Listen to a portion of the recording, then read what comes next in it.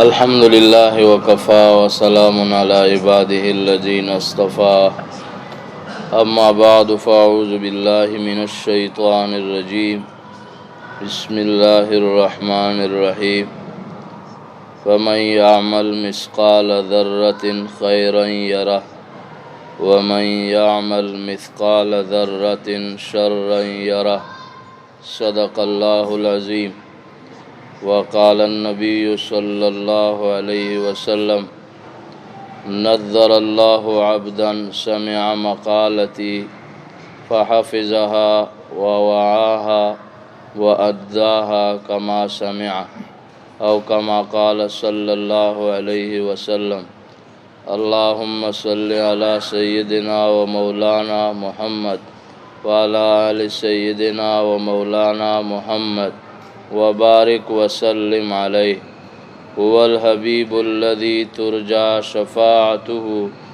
لكل حول من الأهوال مقتهم يا رب صل وسلم دائما أبدا على حبيبك خير الخلق كلهم قطرے دانش کے بخشیدی ز پیش متصل گرداں بدر یاہائے خیش اے خدا ان بندرا رسوا مکن گربدم من سر من پیدا مکن۔ اللہ پاک ہم سب کے بیٹھنے کو قبول فرمائے اور ہم سب کو اپنی کامل رضا نصیب فرمائے، اپنے رضا والے اعمال کی توفیق عطا فرمائے۔ سچی توبہ کی اللہ تعالیٰ توفیق عطا فرمائے۔ ہماری جو زندگی اللہ کے یاد کے بغیر گزری ہے اللہ پاک ہمیں معاف فرما دے، جو زندگی باقی ہے اللہ کی مرضی کے مطابق اللہ تعالیٰ ہمیں گزارنے کی توفیق عطا فرما دے۔ ہمارے مرشد عارف باللہ حضرت اقدس حضرت مولانا شاہ حکیم محمد اختر صاحب رحمۃ اللہ علیہ فرماتے ہیں کہ بھائیو اصل سرمایہ کیا ہے؟ فرمایا اصل سرمایہ زندگی کا وہ حصہ ہے جو اللہ تعالیٰ کے یاد میں گزرے، اور جو زندگی اللہ کی یاد کے بغیر گزرے، اللہ کی ناراضگی میں گزرے، وہ ہم نے ضائع اور برباد کیا۔ اور عجیب بات فرمایا کہ اگر ہر روز 5 روپے بچاتے ہو تو کتنی خوشی ہوتی ہے کہ آج ہم نے 5 روپے بچا لیے، پھر اگلی دن 5 روپے اور جمع کرتے ہو تو کتنے خوش ہوتے ہو کہ آج 10 جمع ہو گئے، پھر اگلی دن اور 5 جمع کرتے ہو تو اور خوشی ہوتی ہے کہ آج 15 ہو گئے۔ اسی طرح جتنے روپے بڑھتے جاتے ہیں خوشی بڑھتی جاتی ہے۔ اے میرے دوستو، اس فانی چیز کے جمع کرنے پر تو اتنے خوش ہوتے ہو، حالانکہ یہ روپیہ زمین کے اوپر ہی رہ جائے گا، قبر میں ساتھ نہیں جائے گا، لیکن اللہ کا نام جمع کرنے میں کیوں خوش نہیں ہوتے کہ آج ہم نے 100 دفعہ اللہ کا نام لیا، کل 100 دفعہ جب اور نام لوں گا تو 200 ہو جائے گا، تیسری دن 300 ہو جائے گا۔ اس طرح 60 سال کی زندگی میں لاکھوں دفعہ اللہ کا نام لے لو گے، یہ اصل سرمایہ ہے جو ساتھ جائے گا، یہ اصل سرمایہ ہے جو ساتھ جائے گا۔ قبر کی تاریکی میں یہی نام نور بنے گا، میدان قیامت میں یہی نام سایہ عرش دلائے گا، جنت میں اسی نام کی بدولت اللہ کا دیدار نصیب ہوگا۔ میدان محشر میں جب حق تعالیٰ اس نام کا میزان کریں گے تو فرمائیں گے کہ میرے بندے تو نے دنیا میں لاکھوں دفعہ میرا نام لیا ہے، میں اس پر دوزخ کو حرام کرتا ہوں۔ دوستو، سب سے بڑا سرمایہ تو یہی اللہ کا نام ہے۔ روپے کی زیادہ فکر نہیں کرو، اس نام کو جمع کرنے کی زیادہ فکر کرو۔ اللہ ہم سب کو توفیق عطا فرمائے۔ یہ نیکیاں یہ سب سے بڑا سرمایہ ہے۔ کتابوں میں لکھا ہے کہ میدان محشر میں ایک آدمی ایک نیکی کے لیے پریشان ہوگا، اس کے نیک اعمال اور برے اعمال برابر ہو جائیں گے۔ اللہ تعالیٰ فرمائیں گے ایک نیکی لے آؤ، تمہارے نیک کام زیادہ ہو جائیں، تمہاری نیکیوں کا پلہ باری ہو جائے، میں تمہیں جنت بیچتا ہوں۔ وہ جائے گا اپنے ابا کے پاس کہ ابا آج جو ہے آپ نے مجھ سے بہت محبت کی، آپ میرے شفیق باپ تھے، مجھ سے بہت پیار کرتے تھے، آج مجھے ایک نیکی کی ضرورت ہے، ایک نیکی سے میرے لیے جنت کا فیصلہ ہو سکتا ہے، ایک نیکی مجھے دے دو۔ باپ کہے گا بیٹا آج جو ہے میں تجھے کچھ نہیں دے سکتا، میں خود پریشان ہوں کہ میرا کیا بنے گا۔ ماں کے پاس جائے گا، امی مجھے ایک جو ہے نیکی آج چاہیے، کیونکہ میدان محشر میں اللہ کے سامنے میری رسوائی ہو گئی، میرے اعمال میں ایک نیکی کی ضرورت ہے، وہ ایک نیکی نہیں دے گی۔ وہ کہے گی بیٹا مجھے خود جو ہے آج پتہ نہیں میرا کیا بنے گا۔ بھائی جو ہے نیکیاں نہیں دیں گے، بیوی جس کے لیے اللہ کو ناراض کیا، اللہ کو ناخوش کیا، وہ بھی ایک نیکی نہیں دے گی، سب دوست انکار کریں گے، وہاں ایک نیکی کی قدر آئے گی کہ ایک نیکی کتنی بڑی۔ پھر اللہ کریم ہے، آخر میں ایک بندہ اس کو ملے گا جس کے پاس ایک ہی نیکی ہوگی، باقی گناہ ہی گناہ ہوں گے۔ تو یہ اس کو دیکھ کر وہ بندہ کہے گا بھائی تو کیوں پریشان ہے، کبھی ایک کے پاس جاتا ہے کبھی دوسرے کے پاس جاتا ہے۔ وہ کہے گا میرے نیک اور برے اعمال برابر ہو گئے، اور مجھے اللہ تعالیٰ نے فرمایا کہ ایک نیکی لے کر آؤ، میرے پاس ایک نیکی کی کمی ہے، کوئی دینے کے لیے تیار نہیں، اب میں پریشان ہوں۔ وہ آدمی کہے گا بھائی میری ایک ہی نیکی ہے، میں تو ویسے دوزخ جاؤں گا، یہ میری ایک نیکی تم لے لو، تمہارا تو کام بن جائے۔ وہ ایک نیکی اس کو دے دے گا، اللہ اس ایک نیکی کی برکت سے اس کے لیے جنت کا فیصلہ فرمائیں گے۔ مگر اللہ تعالیٰ وہ جس نے ایک نیکی دی اس پر بھی اللہ رحم فرمائیں گے کہ جب میرے بندے نے اتنی مہربانی کی، میں تو سب سے زیادہ مہربان ہوں، اس کے لیے بھی جنت کا فیصلہ کرتا ہوں۔ اللہ ایسے کریم ہے۔ تو ایک نیکی کی کتنی قدر ہے، ایک نیکی کتنی عظیم الشان ہے۔ اللہ ہم سب کو نیکیوں کی قدر کرنے کی توفیق عطا فرما دے۔ تبلیغ والے نام لکھتے ہیں، کہتے ہیں بھائی ارادہ لکھو ایک نیکی ملے گی۔ ہم ادھر ادھر دیکھتے رہتے ہیں کہ پتہ نہیں یہ کیا کہہ رہے، بھائی ایک نیکی ملے گی، ارادہ لکھو کہ میں بھی یہ نیک کام کروں گا۔ آگے آپ کا کام ہے نام لکھنا، آپ کا کام ہے ارادہ کرنا۔ کام جو ہے اللہ تعالیٰ جب لیتے ہیں تو خود ہی اللہ تعالیٰ آسان بھی کر دیتے، کام ہم نہیں کرتے، کام اللہ تعالیٰ کرتے ہیں، بس صرف یہ ہے کہ اللہ ہمارے دلوں کو دیکھتے ہیں۔ ایک فقیر جو ہے ایک بستی میں چلا گیا، جہاں کے بادشاہ کا انتقال ہوا تھا، تو لوگوں نے یہ مشورہ کیا تھا کہ جو پہلی دفعہ اس شہر میں آ جائے گا اس کو ہم بادشاہ بناتے ہیں۔ اب جو ہے وہ شہر کے دروازے پر صبح سب سے پہلے وہ بھیک مانگنے والا وہاں چلا گیا، تو لوگوں نے اسے پکڑ کے بادشاہ بنایا۔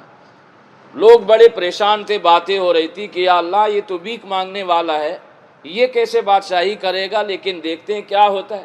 اب اس کو تخت پہ بٹھایا، نہلایا دھلایا، سب صاف کپڑے پہنا دیے اور اس کو تخت پہ بٹھایا۔ اب وہ بادشاہ ہے، اس نے جب فیصلے شروع کیے، جو حکم کرتا ہے بالکل ٹھیک، جو آرڈر جاری کرتا ہے بالکل 100%۔ ایک دن گزرا کوئی اس سے غلطی نہیں ہوئی، دوسرا دن گزرا کوئی اس سے غلطی نہیں ہوئی، تیسرا دن گزرا اس سے کوئی غلطی نہیں ہوئی۔ تو آخر جو ہے ایک دن وزیروں نے پوچھا کہ بادشاہ سلامت، آپ تو جو ہے باپ دادوں سے بھیک مانگنے والے آ رہے ہیں، آپ نے کبھی بادشاہت خواب میں بھی نہیں دیکھی تھی، ابھی آپ بادشاہ بن گئے، لیکن ہم حیران ہیں کہ آپ کا ہر فیصلہ صحیح ہوتا ہے۔ تو فقیر نے کیا کہا کہ بھائیو، جو اللہ فقیر کو بادشاہ بنا سکتا ہے وہ بادشاہت کا طریقہ بھی سکھلا سکتا ہے، جو فقیر کو تخت شاہی پر بٹھا سکتا ہے وہ اس کا طریقہ بھی سکھلا سکتا ہے۔ جب ہم نیکی کا ارادہ کریں گے، ہم اپنا عزم ظاہر کریں گے، اللہ تعالیٰ جب کام لینا چاہے گا تو کام لے لے گا۔ حضرت مولانا الیاس رحمۃ اللہ علیہ، اللہ تعالیٰ ان کی قبر پر کروڑہا رحمتیں نازل فرمائے، مدینہ منورہ میں تھے، خواب دیکھا اور خواب میں ان کو کہا گیا کہ اے الیاس، ہم آپ سے اپنے دین کا کام لیں گے، ہم آپ سے اپنے دین کا کام لیں گے۔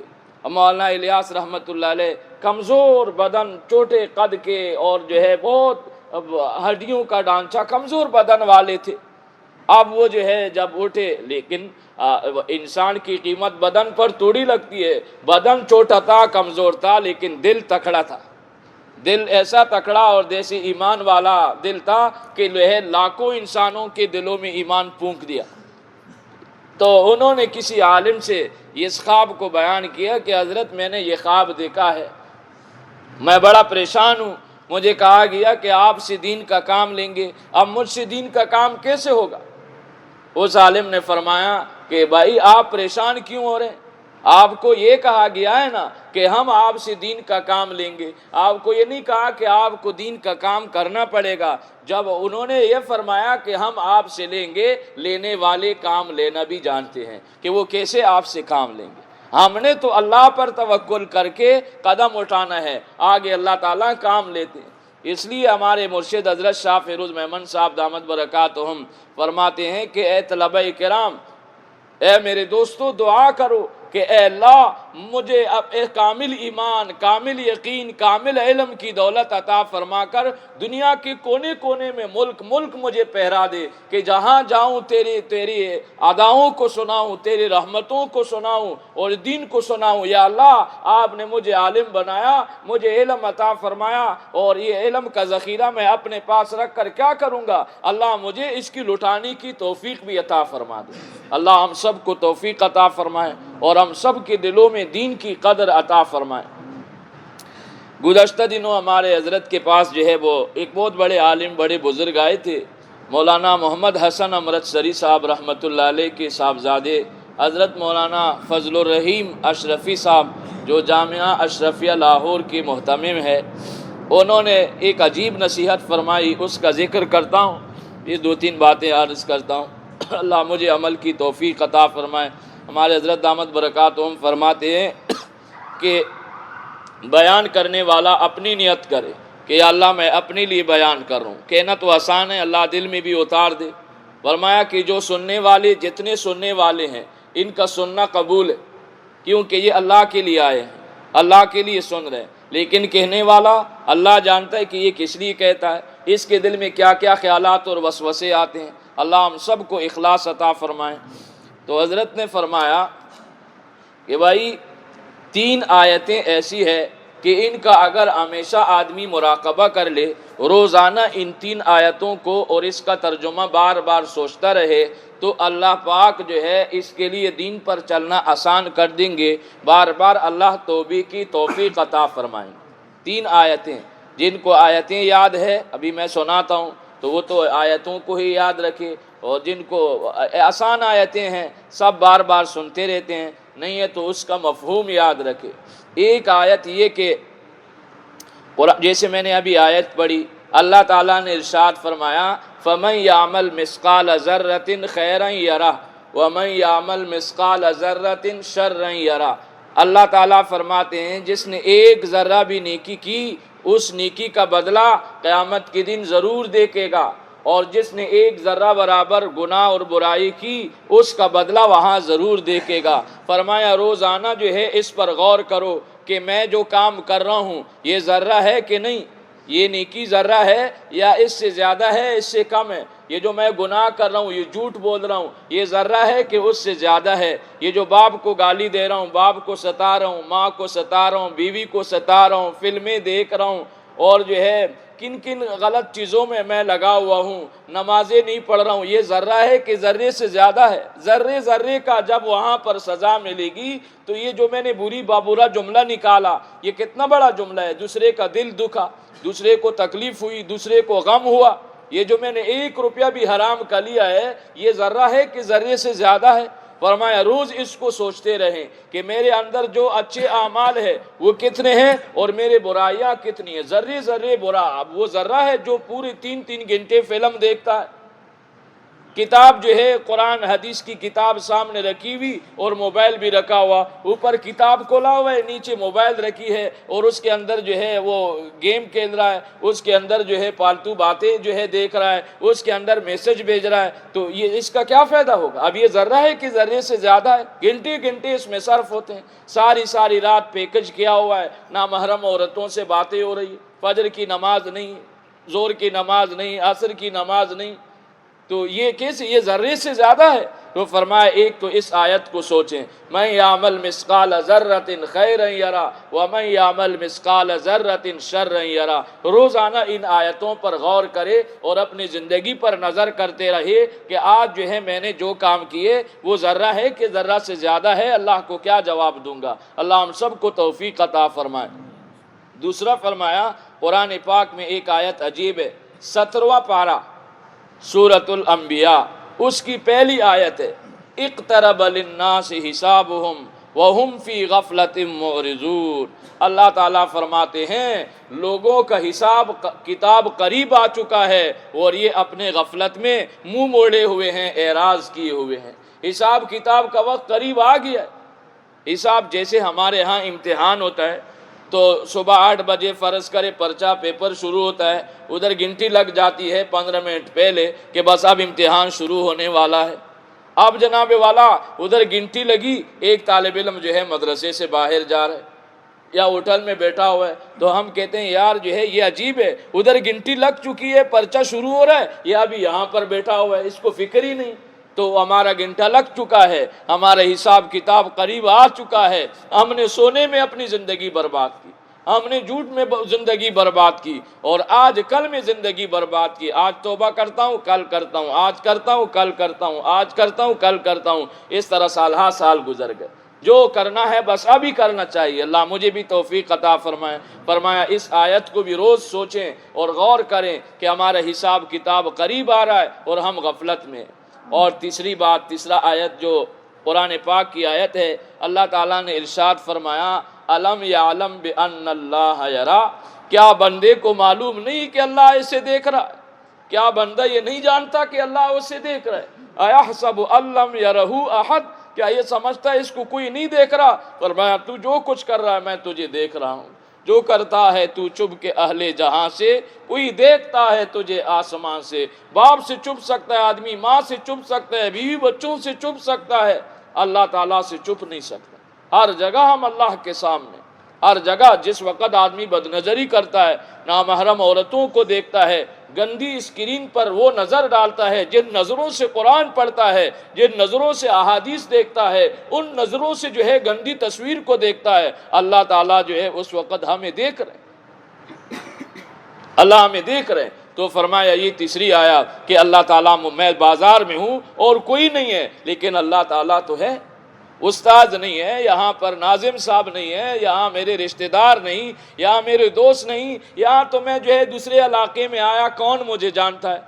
کوئی نہیں جانتا۔ یہاں میں جو کچھ بھی کروں، ٹوپی جیب میں ڈالو جناب والا جو ہے اپنا لہجہ خراب کرو، طالب علم ہے اپنا لباس اپنا سارا جو ہے سسٹم ایسا بنایا کہ کوئی مجھے نہ پہچانے۔ اللہ تعالیٰ تو پہچان رہے کہ تو وہی ہے کہ وہاں جا کے طلبہ کے صف میں بیٹھتا ہے، علماء کے سامنے بیٹھتا ہے، یہاں کے بازار میں تو فنکاروں اور اداکاروں کے طریقے اپناتا ہے۔ اللہ تعالیٰ تو دیکھ رہا ہے، جو کرتا ہے تو چھپ کے اہل جہاں سے، کوئی دیکھتا ہے تجھے آسمان سے۔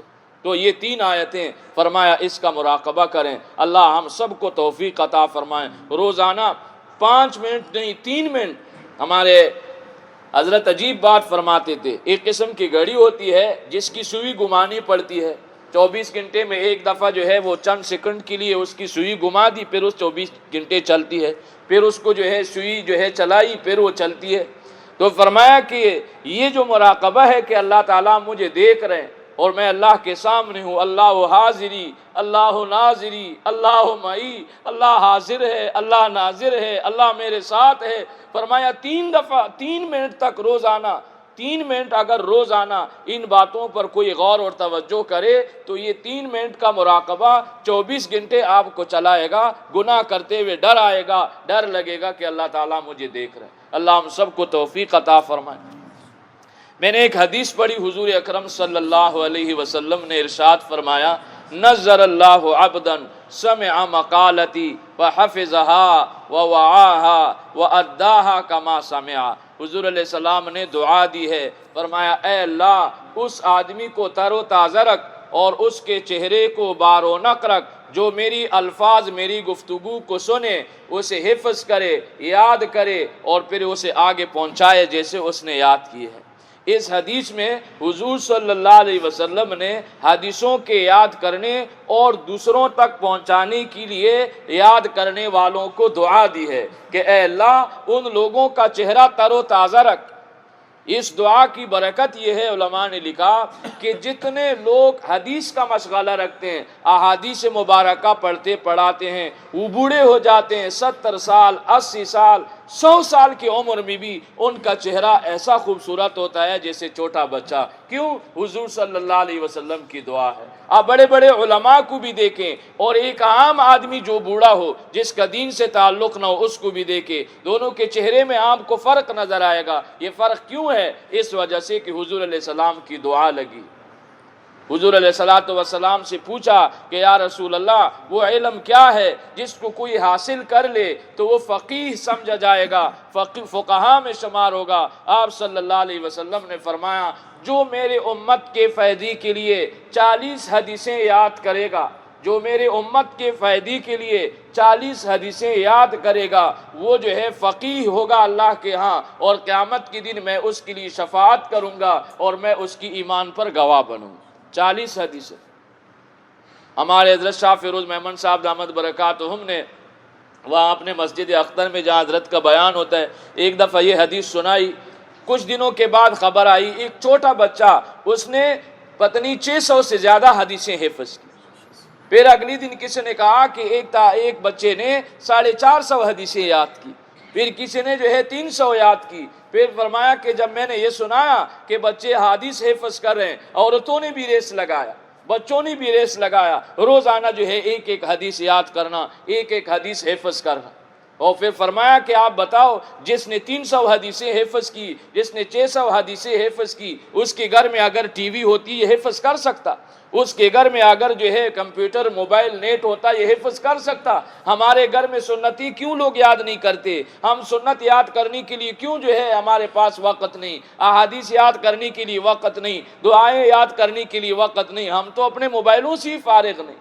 اس لیے آج سے ہم یہ طے کریں کہ روزانہ ایک حدیث یاد کریں گے, عام لوگ ایک سنت یاد کریں گے. ہمارے حضرت رحمت اللہ علیہ کی کتاب ہے پیاری نبی صلی اللہ علیہ وسلم کی پیاری سنتیں, پیاری نبی صلی اللہ علیہ وسلم کی پیاری سنتیں, صبح سے لے کر شام تک سب سنتیں اس میں لکھی ہوئی ہے اور مفت میں کتاب ملتی ہے. ایک سنت اگر روزانہ آدمی یاد کریں تو مہینے میں 30 سنت ہو جائیں گی, اور سال میں کتنی سنتیں ہو جائے گی. یاد بھی کرتا جائے, عمل میں بھی لاتا جائے. حضور علیہ السلام کو رپورٹ پہنچتی ہوگی کہ آپ کا ایک امتی اس فتنے کے دور میں کہ لوگ گانے سیکھ رہے ہیں اور اخبارات کو پڑھ کے دیکھ رہے ہیں کہ جی ادھر اشعار لکھے ہوئے گندے, یہ میں نے اپنے محبوبہ کو بھیجنے ہیں, یہ فلانے کو میسج کرنے ہیں, ڈائجسٹوں کو جو ہے ٹٹول رہے ہیں, اس سے گندے اشعار نکال رہے ہیں, اور آپ کا ایک امتی کتابوں کو ٹٹول کر حدیثیں حفظ کر رہا ہے, آپ کے سنتیں یاد کر رہا ہے. حضور علیہ السلام کتنے خوش ہوں گے.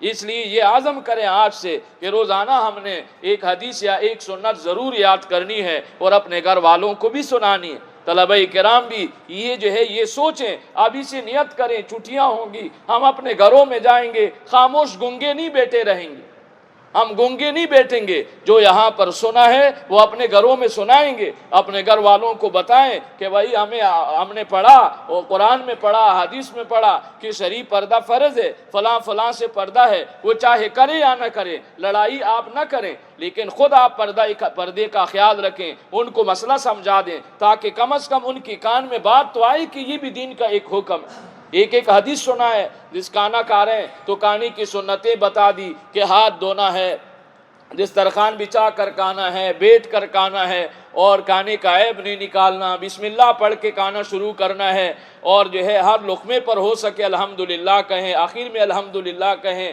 پہلے جو ہے ہم بیٹھے پھر دسترخوان بچھائیں, پہلے دسترخوان اٹھائیں پھر ہم اٹھیں. یہ نہیں کہ پہلے دسترخوان بچھائے, روٹی رکھی, پھر ہم جا کے بیٹھیں, کھانا ہمارا انتظار کرے نہیں, رزق ہمارا انتظار کرے نہیں, ہم رزق کا انتظار کریں. ہم پہلے بیٹھیں گے, دسترخوان بعد میں بچھائیں گے, پھر جو ہے آخر میں پہلے دسترخوان کو اٹھائیں گے پھر ہم اٹھیں گے.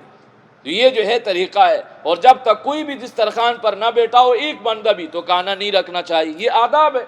تو یہ ہم سیکھیں گے, گھروں میں سنائیں گے, انشاءاللہ اللہ تعالی ہمیں برکت عطا فرمائیں گے. اللہ ہم سب کو عمل کی توفیق عطا فرمائیں. تو یہ جو ہے یہ احادیث کا یاد کرنا اور سنتوں کا یاد کرنا, سیکھنا سکھانا, اس کا طریقہ ہم سب میں, طلبہ ہیں, عوام ہیں, خواص ہیں, گھروں میں, ہم سب کے گھروں میں یہ سلسلہ شروع ہونا چاہیے. یہ جو باتیں ہوتی ہے, جب کسی کا کسی شیخ سے تعلق ہوتا ہے, کسی مرشد سے تعلق ہوتا ہے, کسی اللہ والے سے تعلق ہوتا ہے, تو سہولت یہ ہوتی ہے کہ پھر آدمی کہتا ہے کہ میں نے ان کو اطلاع بھی کرنی ہے کہ میں نے اتنے یاد کی. تو اس سے کیا ہوتا ہے، آدمی کا جذبہ اور تیز ہو جاتا ہے کہ ابھی میں نے استاذ کو بتانا ہے کہ میں نے اتنے یاد کر لی، وہ اور دعا دیں گے، اور میں نے یاد کی اور بتانا ہے، وہ اور دعائیں دیں گے. تو اس طریقے سے رابطے سے پھر یہ چیز آسان ہو جاتی ہے. اللہ ہم سب کو توفیق عطا فرمائے. تعلیم تو ہر گھر میں ہونا چاہیے، ہر گھر میں. کوئی جو ہے زیادہ نہیں ایک گھنٹے کی تعلیم ہو، ایک حدیث سے شروع کریں روزانہ، ایک حدیث فضائل اعمال سے. آج ہمارے چھوٹے چھوٹے بچے اسکول پڑھتے ہیں، اردو پڑھ سکتے ہیں، تو ایک حدیث جو ہے کہ بیٹا یہ کتاب لے لو، ایک صفحہ پڑھ کے سناؤ، ہمیں سب گھر والوں کو بیٹھا دو، بیٹا یہ ایک حدیث پڑھ کے سناؤ، باقی بند کر دو. انشاءاللہ یہ قطرہ قطرہ دریاب شود. انشاءاللہ یہ جو ہے آپ کو ایک دن ایسا مزہ آئے گا کہ گھنٹہ پڑھو گی بھی تو جی جو ہے آپ کا نہیں بھرے گا. اللہ ہم سب کو توفیق عطا فرمائے. ایک بات جو ہے یہ بھی عرض کرنی تھی. ہمارے حضرت رحمۃ اللہ علیہ فرماتے تھے کہ 3 جملے ہیں اگر وہ کوئی سیکھ لے، 3 جملے فرمایا کہ ان کا بولنا مشکل ہوتا ہے، لیکن اگر کوئی سیکھ لے تو میاں بیوی کا جھگڑا ختم ہو جائے. شادی شدہ لوگوں کے لیے بڑی خوشخبری کی بات ہے، میاں بیوی کا جھگڑا ختم ہو جائے گا، استاد شاگرد کا جھگڑا نہیں ہوگا، دوستوں کا آپس میں جھگڑا ختم ہو جائے گا. لیکن وہ کوئی کہنے کے لیے تیار نہیں. فرمایا جب کوئی شکوہ کرے کہ تم نے ایسا کیوں کیا، تو فرمایا کہ 3 جملے کا ہو، غلطی ہو گئی، غلطی ہو گئی ہے، معافی چاہتا ہوں، پھر نہیں ہوگا. غلطی ہو گئی، معافی چاہتا ہوں، پھر نہیں ہوگا. ہم کہاں یہ کہتے ہیں غلطی میری غلطی ہے، اس کی غلطی ہے، میری ایک غلطی ہے، اس کی 2 غلطیاں ہیں. دوسروں کی غلطی ہمیں نظر آتی ہے، میں کیوں غلط ہوں، یہ غلط ہے. تو فرمایا آپ غلط نہیں بھی. دیکھو آدم علیہ السلام کو اللہ تعالیٰ نے فرمایا وَلَا تَقْرَبَا هَٰذِهِ الشَّجَرَةَ، اس درخت کے قریب نہیں جانا، باقی جنت میں اجازت ہے جہاں جاؤ. اور ابلیس کو حکم دیا کہ آدم علیہ السلام کے لیے سجدہ کرے. ابلیس نے سجدہ نہیں کیا، انکار کیا. آدم علیہ السلام بھی بھول گئے اور اس درخت کے پاس گئے. اللہ تعالیٰ نے ابلیس سے کہا تو نے کیوں سجدہ نہیں کیا؟ اس نے معافی نہیں مانگی. اس نے کہا میں کیوں سجدہ کروں، میں اس سے اچھا ہوں، میں نہیں سجدہ کرتا. آدم علیہ السلام سے فرمایا کہ میں نے منع نہیں کیا تھا اس درخت کے پاس جانے سے. یہ نہیں کہا کہ یا اللہ میں تو بھول گیا تھا، نہیں، کچھ بھی جواب نہیں. ربنا ظلمنا انفسنا، اے اللہ ہم سے غلطی ہو، اے اللہ ہم سے غلطی ہو گئی، ہم نے اپنے اوپر ظلم کیا. اللہ آپ کا تو کوئی نقصان نہیں کیا، ہم نے اپنا ہی نقصان کیا ہے، آپ ہمیں معاف کر دے، آپ ہم پر رحم کر دے. فرمایا ایک آدم علیہ السلام کا طریقہ ہے، ایک ابلیس کا طریقہ ہے. ابلیس کا طریقہ کیا ہے کہ غلطی کر کے ڈٹ جانا، نہیں میں نے نہیں کیا، میں کیوں معافی مانگوں. اور ایک آدم علیہ السلام کا طریقہ ہے غلطی نہیں بھی ہے پھر بھی معافی مانگو، اللہ خوش ہو جائے، اللہ خوش ہو جائے. ایک دوسرے کو معاف کرنا، ایک دوسرے کے غلطیوں کو معاف کرنا. کچھ لوگ ایسے بھی ظالم ہوتے ہیں، آپ معافی مانگو، جاؤ نہیں معاف کرتا، نہیں معاف کرتا. تو یہ جو ہے یہ غلط ہے، اللہ ناراض ہو جاتے ہیں، معاف نہیں کرتا ہوں. کچھ ایسے طلبہ ہوتے ہیں جو ڈیٹ ہوتے ہیں، تو ان کو ہم ویسے کہتے ہیں زبانی، جاؤ معاف نہیں کرتا. تو اب وہ ایسے ہیں کہ ان کو کہو معاف کیا تو بھی ان کی وہی حرکت ہے، کہو کہ معاف نہیں کیا ان کی وہی حرکت ہے. اللہ تعالیٰ معاف فرمائے، ان کو اس سے کوئی سروکار نہیں. بہرحال تو یہ 3 اگر جو ہے بیوی شوہر ناراض ہے، بیوی کہے کہ سرتاج غلطی ہو گئی، معافی چاہتی ہوں، پھر نہیں ہوگا، تو شوہر کا غصہ ختم. بیوی نے غصہ کیا، ایک بیوی نے شوہر سے کہا کہ ایک شوہر کو غصہ آیا اپنی بیوی پر، تو کہا کہ بس جو ہے نا اللہ کرے یا میں نہ رہوں اس گھر میں اور یا کہہ کر خاموش ہو. تو بیوی نے چمچ اٹھایا، بولا اور کیا؟ بولا اور بھی میں نہ رہوں، یا میں نہ رہوں اور کیا کہا، اور بھی میں نہ رہوں. اس کا تو نہیں بول سکتے، اس کو تو چمچ ہاتھ میں، یا میں نہ رہوں اور یا بھی میں نہ رہوں. تو اللہ تعالیٰ معاف فرمائے. تو بس وہی عافیت اسی میں ہے کہ کہو کہ محترمہ معافی چاہتا ہوں، غلطی ہو گئی، پھر نہیں ہوگا انشاءاللہ. تو جھگڑا ختم ہو جائے گا، ورنہ بڑھے گا، جھگڑا بڑھے گا. اسی طرح دو طالب علم ہے، بات اوپر نیچے ہو گئی، تو بس جو ہے اس کے تمن تواضع للہ رفعہ اللہ، عاجزی سے اللہ تعالیٰ بلندی عطا فرماتے ہیں. عزت اللہ رب العزت کے ہاتھ میں، اس سے ہماری عزت میں کمی نہیں آئے گی. وہاں ہم لوگوں کو جھکنا نہیں آتا. 2 بھائی ہیں لڑے ہوئے، زندگی ہو گئی ایک دوسرے کا منہ دیکھنے کے لیے تیار نہیں۔ ہمارے مرشد حضرت شاہ فیروز محمد صاحب دامت برکاتہم آج فرما رہے تھے، فرمایا کہ تم یہ دیکھو کہ تمہارے اخلاق ماں باپ کے ساتھ کیسے، بھائیوں کے ساتھ تمہارا رویہ کیسے، ماموں چاچا کے ساتھ تمہارا رویہ کیسے، رشتہ داروں کے ساتھ تمہارا رویہ کیسے۔ تہجد پڑھنا تو شروع کیا، شکر ہے، اچھی بات ہے، لیکن اخلاق اللہ تعالیٰ جو ہے کیا فرمائیں گے؟ اخلاق بھی اچھی ہو، زبان بھی اچھی ہو۔ 10 سے جو ہے نا ہمارا جھگڑا چھوٹی چھوٹی باتوں پر، تو فرمایا یہ 3 لفظ یہ سیکھیں، غلطی ہو گئی معافی چاہتا ہوں، پھر نہیں ہوگا، وہ ہے تو مشکل، لیکن یہ کہ جو کڑوی دوا ہوتی ہے اس کا اثر بھی پھر ویسے ہی ہوتا ہے، تو یہ ہے تو کڑوی دوا، لیکن یہ کہ یہ بہت مؤثر ہے۔ اللہ تعالیٰ مجھے ہم سب کو توفیق عطا فرمائے۔ ہمارے حضرت رحمۃ اللہ علیہ فرماتے تھے 4 اعمال جو آدمی کرے گا اللہ پاک جو ہے اس کو اپنے اولیاء میں شامل فرمائیں گے، اس کو ولایت عطا فرمائیں گے۔ ایک یہ کہ قرآن پاک کی تلاوت کا اہتمام کریں اور قرآن پاک کو صحیح پڑھنے کی کوشش کریں، صحیح قرآن کی۔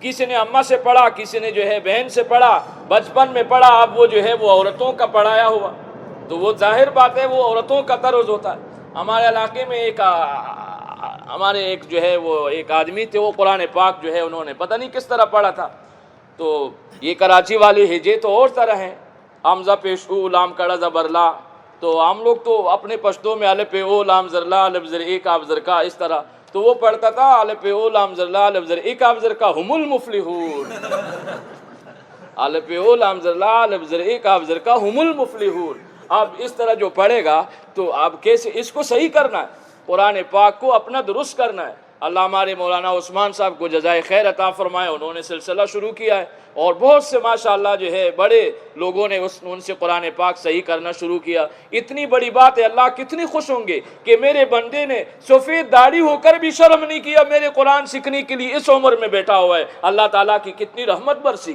جس لیے دین میں کوئی شرم تو ہے نہیں، شرم تو میدان محشر کا ہے، اس لیے قرآن پاک کو صحیح کرنا۔ اور اسی طرح ایک مٹھی داڑھی رکھنا واجب ہے۔ داڑھی کی بات اپنی لیے کرتا ہوں، ایک صاحب مجھے کہنے لگے، وہ دور سے آتے ہیں، کہا جس جمعے کو میں آتا ہوں اس دن آپ جو ہے داڑھی کی بات کرتے ہیں۔ میں نے کہا بھائی میں آپ کی طرف خیال بھی نہیں ہوتا، میں نے تو اپنے بزرگوں سے سنا ہے کہ داڑھی کا مسئلہ بیان کرو، اپنی نیت کرو کہ اللہ تعالیٰ مجھے ایک مٹھی داڑھی جو ہے اللہ توفیق عطا فرمائے اور رکھنے کی، استقامت کی۔ مسئلہ ضروری ہے بتانا، ایک مٹھی داڑھی رکھنا واجب ہے، دائیں طرف سے بائیں طرف سے توڑی کے نیچے سے یہ داڑھی کا بچہ رکھنا یہ جو ہے ضروری ہے، واجب ہے چاروں اماموں کے نزدیک۔ جیسے عید کی نماز واجب ہے، جیسے وطر کی نماز واجب ہے، ایسے ہی یہ بھی واجب ہے۔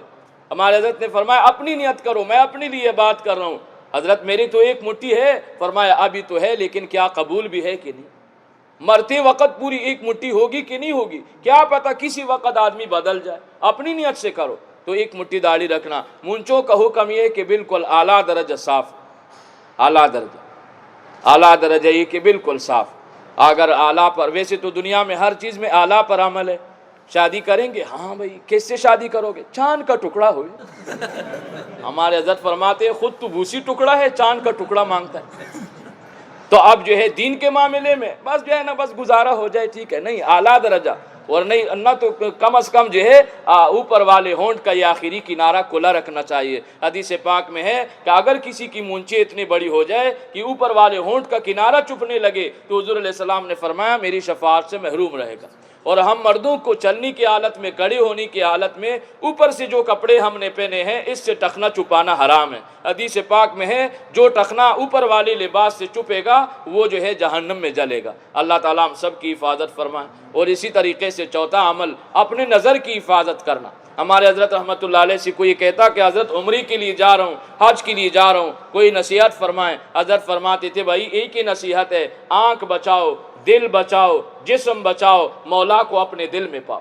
آنکھ بچاؤ، حرم میں ہیں، عمرہ کر رہے ہیں، عورتوں کو دیکھ رہے ہیں۔ ایک آدمی نے کہا کہ حضرت یہ جو انڈونیشیا کی عورتیں ہیں نا ان کے چہروں پر بڑا ہی نور ہے، بڑا ان کے چہرے سفید سفید جو ہے ان کے برقعے اور سفید سفید ان کے چہرے، یہ کبوتریاں نظر آ رہی ہے کبوتریاں۔ حضرت نے فرمایا ظالم تجھے کعبۃ اللہ کا نور نظر نہیں آ رہا، شیطان تجھے دھوکے میں ڈال رہا ہے۔ کعبۃ اللہ کے انوارات تجھے نظر نہیں آ رہے ہیں، عورتوں کے انوارات تجھے نظر آ رہے ہیں۔ حرم میں بیٹھ کر جہاں ایک نیکی 1,00,000 کے برابر ہے وہاں جو ہے گناہ کتنا ہو۔ حرم میں بیٹھ کے بھی نامحرموں کو دیکھتا ہے، ہمارے طائب صاحب کا شعر ہے، حرم میں بیٹھ کے بھی نامحرموں کو دیکھتا ہے، خدا کے گھر میں بھی ظالم بتوں کو دیکھتا ہے، خدا کے گھر میں بھی ظالم بتوں کو دیکھتا ہے، اللہ کا گھر ہے یہاں پر تو بتوں کو دیکھ رہا ہے۔ تو اللہ تعالیٰ سے یہ نظر کی حفاظت حدیث میں ہے، حضور علیہ السلام نے کسی موقع پر بد دعا نہیں کی، لیکن نظر کی حفاظت نہ کرنے والی کے لیے حضور علیہ السلام نے بد دعا کی، اللہ اپنی رحمت سے دور کر دے اس شخص کو جو دوسروں کے بہو بیٹیوں کو دیکھتا ہے۔ اللہ تعالیٰ ہم سب کی حفاظت فرمائیں، اور اسی طرح دل کی حفاظت، دل میں گندے خیالات، وسوسے اور گناہوں کی اسکیمیں بنانا، اس سے دل برباد ہو جاتا ہے۔ اس پورے دین پر عمل جو آسان ہوگا، کسی سچے اللہ والے سے جو عمل والا ہو، بیان والا نہیں، تقریر والا نہیں، سچے عمل والے سے آدمی تعلق قائم کرے، اس سے مشورہ کرتے رہے، اس طرح کی دینی مجالس میں آتا رہے، اللہ تعالیٰ جو ہے یہ راستہ آسان کر دیتے ہیں۔ اللہ مجھے ہم سب کو 100% عمل کی توفیق عطا فرمائے۔ اللہم لک الحمد کلہ ولک الشکر کلہ وإلیک یرجع الامر کلہ، اسألک الخیر کلہ واعوذ بک من الشر کلہ، اللہم بحمدک انصرفنا وبذنوبنا اعترفنا، اللہم لا نحصی ثناء علیک انت کما اثنیت علی نفسک، اللہم لک الحمد کالذی تقول وخیرا مما نقول۔ اللہ ہماری اس نشست کو قبول فرما، جو کچھ کہا گیا سنا گیا، اللہ مجھے ہم سب کو 100% عمل کی توفیق عطا فرما۔ اللہ تو کہنے سننے کی توفیق دے سکتا ہے، عمل کی توفیق بھی دے سکتا ہے۔ اللہ ہم سب کو عمل والا بنا، تقویٰ کی دولت نصیب فرما۔ اللہ ہم سب کی مشکلیں آسان فرما، پریشانیاں دور فرما، سب کے مقاصد حسنہ پورے فرما، تمام بیماروں کو صحت عطا فرما۔ جتنے دوستوں نے اس مجلس میں شرکت کی، سب کے بیٹھنے کو قبول فرما، سب کے عمروں میں، مالوں میں، اولادوں میں، گھروں میں برکتیں عطا فرما، ہر شر سے حفاظت فرما، ہر خوشی عطا فرما، ایمان پر ہم سب کو خاتمہ نصیب فرما۔ وصلی اللہ علی النبی الکریم وعلی آلہ وصحبہ۔